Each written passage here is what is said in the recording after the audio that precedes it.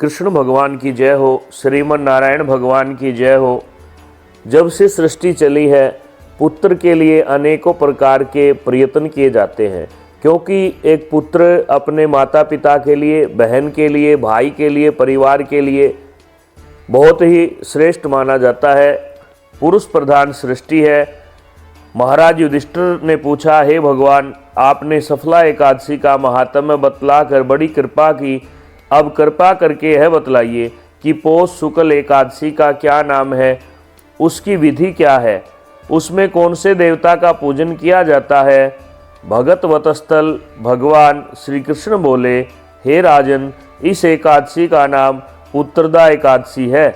इसमें भी नारायण भगवान की पूजा की जाती है। इस चर और अचर संसार में उत्तरदा एकादशी के समान कोई दूसरा व्रत शास्त्र में वर्णित नहीं है।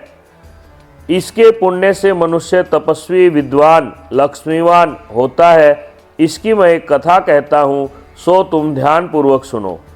ऐसा कहने पर भगवान केशव मुस्कुराते हुए कथा कहना प्रारंभ करते हैं। युधिष्ठिर हाथ जोड़ करके बैठ जाते हैं। भगवान केशव कहने लगे, भद्रावती नामक नगरी में सुकेतु मान नाम का एक राजा राज्य करता था। उसके कोई पुत्र नहीं था। उसकी स्त्री का नाम सव्या था। वह निपुत्री होने के कारण सदैव चिंतित रहती थी।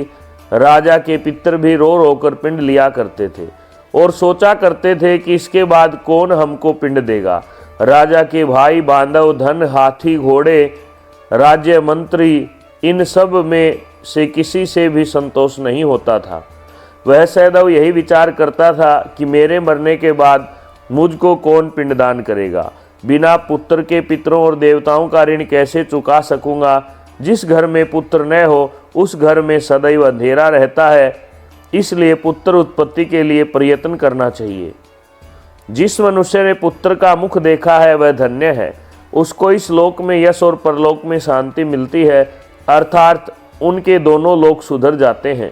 पूर्व जन्म में के इन्हीं कर्म से इस जन्म में पुत्र और धन आदि की प्राप्ति होती है। पता नहीं पिछले जन्म में राजा विचार करता रहता कि पता नहीं पिछले जन्म में कौन सा पाप मुझसे हुआ था। इसी प्रकार की चिंता में उसका दिन और उसकी रात, उसका चैन ऐसे ही निकल जाता। एक समय तो राजा ने अपने शरीर को त्याग देने का निश्चय किया, परंतु आत्मघात को महान पाप समझकर उसने ऐसा नहीं किया।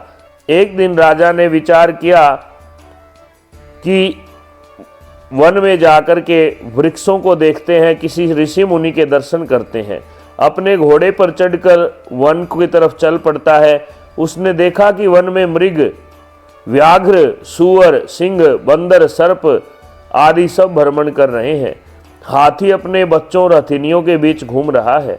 इस वन में कहीं गीदड़ अपने कर्कश स्वर में बोल रहा है, कहीं उल्लू ध्वनि कर रहे हैं। वन के दृश्यों को देखकर राजा सोच विचार करने में लग गया।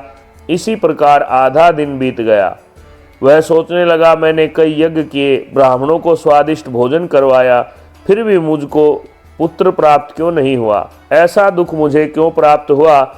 इस प्रकार विचार करता हुआ वन के अंदर चलता जा रहा था। राजा प्यास के मारे अत्यंत दुखी हो गया। पानी की तलाश में इधर उधर फिरने लगा। थोड़ी दूर पर उसने एक सरोवर देखा। उस सरोवर में कमल खिले थे। सारस, हंस, मगरमच्छ आदि विहार कर रहे थे। सरोवर के चारों तरफ मुनियों के आश्रम थे। उसी समय राजा के दाहिने अंग फड़कने लगे। राजा शुभ शकुन समझकर घोड़े से उतरकर मुनियों को दंडवत प्रणाम करके बैठ गया। राजा को देखकर मुनियों ने कहा, हे राजन, हम तुमसे अत्यंत प्रसन्न हैं। तुम्हारी क्या इच्छा है सो कहो। राजा ने पूछा, महाराज आप कौन हैं और किस लिए यहाँ आए हैं, कृपया करके बतलाइएगा।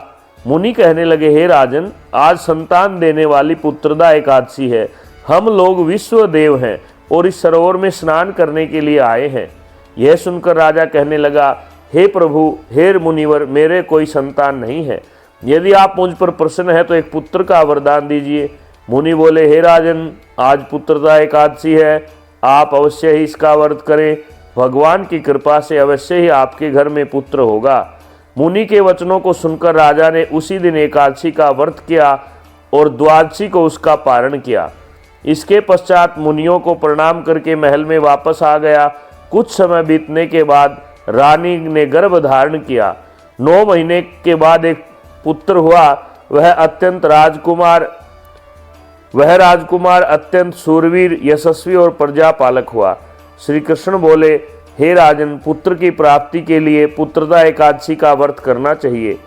जो मनुष्य इस एकादशी व्रत के महात्म्य को पढ़ता या सुनता है उसे अंत में स्वर्ग की प्राप्ति होती है।